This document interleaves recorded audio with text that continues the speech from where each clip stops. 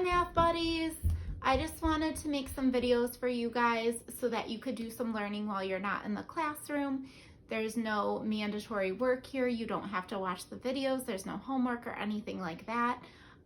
Again, I just wanted to post some videos so you could continue your learning. Some of them will be SAT, PSAT review.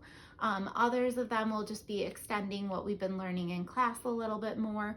And again, it's just to keep your brains active while we're on this break. So the first thing I'm going to do today is I'm going to show you a couple of problems that I wrote down that are SAT, PSAT prep questions. 2 are no calculator and 1 is a calculator permitted, but I found that I really didn't need my calculator for that problem at all. So the first problem says 5 runners are in a race, and how many different ways can they finish the race? Now, first thing I want you to notice is that I already did the work for these. So the only thing you're going to actually see is this question right here. So again, no calculator. So we're going to have to do a little math in our head. So what I did is I kind of made like a podium in a way. I made 5 lines to show the 5 different finishers in the race. So the first place finisher, there are 5 people that can finish in first place. Now let's assume somebody crossed the line and finished in first place.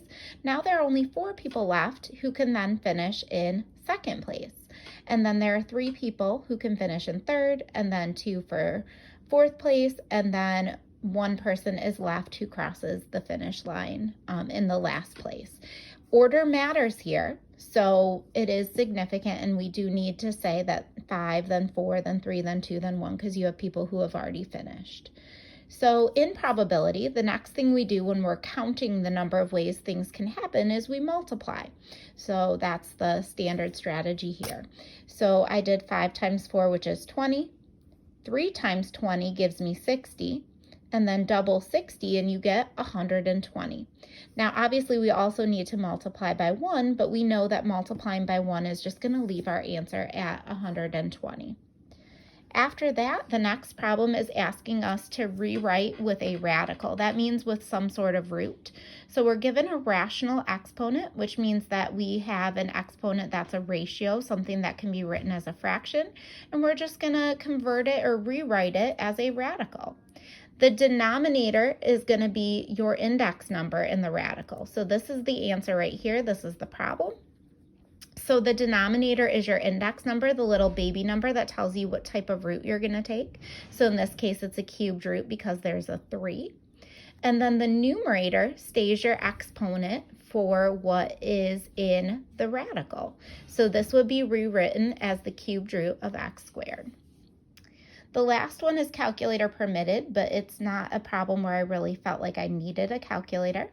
We have 3 different equations and we're looking to solve the system, and in this case we're solving by graphing. There are other methods you can use like substitution and elimination, but in this case the way the problem is presented, we want to solve by graphing.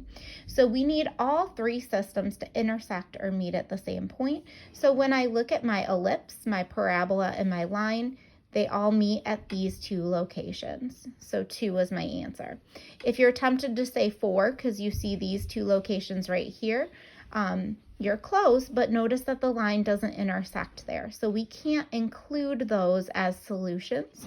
So this would only have 2 solutions because there are only 2 spots where all 3 equations meet.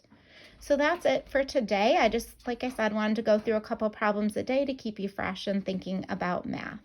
I hope you guys are having a good day and staying healthy.